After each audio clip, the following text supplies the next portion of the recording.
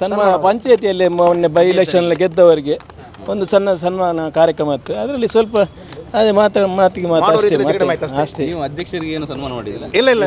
ಏನಿಲ್ಲಪ್ಪ, ಹಾಗೆ ಏನಿಲ್ಲ ಎಲ್ಲ ಸರಿಯಾಗಿದೆ, ಕ್ಲಿಯರ್ ಆಗಿದೆ, ಎಲ್ಲ ಕ್ಲಿಯರ್ ಆಗಿದೆ.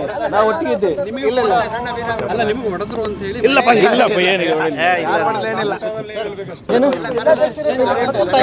ಚೇಂಜ್ ಮಾಡಿದ್ರೆ ಒಳ್ಳೇದು, ಪಕ್ಷ ಉಳಿಯುತ್ತದೆ ಇಲ್ಲಿ ನಮ್ಮ ಜಿಲ್ಲೆಯಲ್ಲಿ. ಇದೇನಿಲ್ಲ, ಉಭಯ ಜಿಲ್ಲೆಗಳ ಕಾರ್ಯಕರ್ತರ ಸಭೆಯನ್ನು ನಮ್ಮ KPCCಯ ರಾಜ್ಯದ ಕಾರ್ಯಾಧ್ಯಕ್ಷರಾದಂಥ ಮಂಜುನಾಥ್ ಭಂಡಾರಿ ಅವರು ಕರೆದಿದ್ದರು. ಈ ಕಾರ್ಯಕ್ರಮದ ಉದ್ದೇಶ, ನಾವು 100 ವಿಧಾನಸಭಾ ಕ್ಷೇತ್ರಗಳಲ್ಲಿ 100 ಸ್ವಂತ ಕಾಂಗ್ರೆಸ್ಸಿನ ಕಟ್ಟಡವನ್ನು ಮಾಡಬೇಕೆಂಬ ಉದ್ದೇಶದಿಂದ ಸಭೆಯನ್ನು ಕರೆದಿದ್ದರು.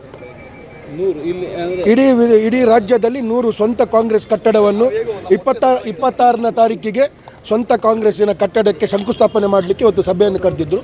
ಆ ನಿಟ್ಟಿನಲ್ಲಿ ಸಭೆಯನ್ನು ಮಾಡಿದ್ದೇವೆ. ಏನು ಗೊಂದಲ, ಅಸಮಾಧಾನ ಯಾವುದಿಲ್ಲ, ಯಾವುದೇ ರೀತಿ ಅಸಮಾಧಾನ ಇಲ್ಲ. ಪೊಲೀಸರು ಗನ್ಮ್ಯಾನ್ ಭಾಳಷ್ಟು ಜನರಿಗಿದ್ದಾರೆ, ಅದಕ್ಕೋಸ್ಕರ ಪೊಲೀಸರು ಬಂದಿದ್ದಾರೆ. ಏನಿಲ್ಲ. ಉಪ ಚುನಾವಣೆಯಲ್ಲಿ ಗೆದ್ದಂಥ ಗ್ರಾಮ ಪಂಚಾಯತ್ ಸದಸ್ಯರಿಗೆ ಸನ್ಮಾನ ಮಾಡುವಂಥ ಕಾರ್ಯಕ್ರಮ ಇತ್ತು. ಆ ಸನ್ಮಾನ ಮಾಡುವಾಗ ನಾವು ಸ್ವಲ್ಪ ತಾರತುರಿಯಲ್ಲಿ ಸನ್ಮಾನ ಮಾಡಿದ್ದೆವು.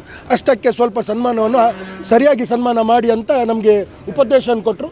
ಆ ನಿಟ್ಟಿನಲ್ಲಿ ಸರಿಯಾಗಿ ಎಲ್ಲರಿಗೂ ಕೂಡ 23 ನಮ್ಮ ಅಭ್ಯರ್ಥಿಗಳಿಗೂ ಕೂಡ ಸನ್ಮಾನವನ್ನು ಮಾಡಿ ಅವರನ್ನು ಕಳಿಸಿದ್ದೇವೆ.